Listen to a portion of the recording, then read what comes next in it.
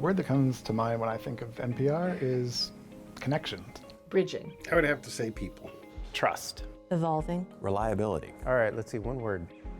Integrity. It's exciting. Fun. Fun. Okay, fun. Fun.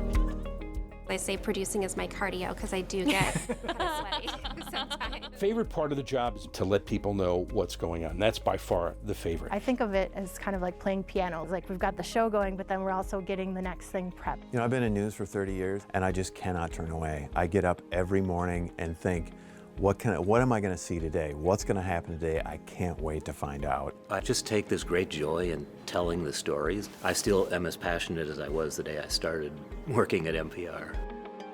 Our coverage is very thoughtful. I'm new to Minnesota. I bring in kind of a fresh perspective. It's really cool to see that everybody in the state knows about NPR News. What kind of attracted me to NPR was just its footprint in the public radio community. 18 years ago, I listened to the radio and listened to NPR when I was delivering pizza, and that's what got me interested in working here and being in journalism.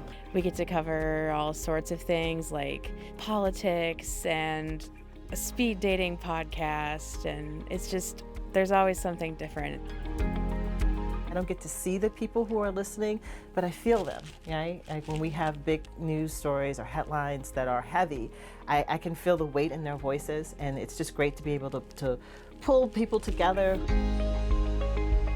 We have an arts team of 2 people, and they have a lot of ideas. My job is to help them realize their ideas. Just seems like such an honor to be able to cover such an incredible and vibrant art scene that's doing really urgent work.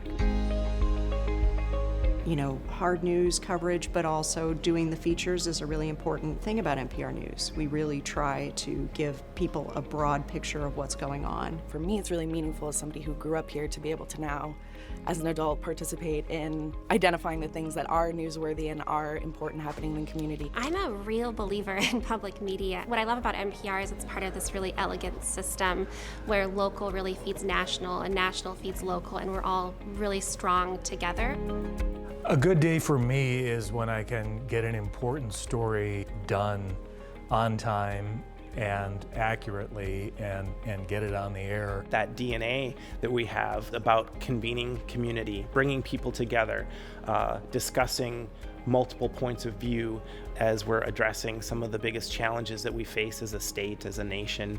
There's just something about this place that really does attract really wonderful people to work with, and every new person is such a joy to get to know. As a woman of color, to go into communities and, see that they feel represented, not only in the stories that we're telling, but even in just the journalists who are showing up. And that matters, and we know that it does because it helps build trust. And being Indigenous myself, I can connect with those types of communities and tell their stories in an authentic and original way.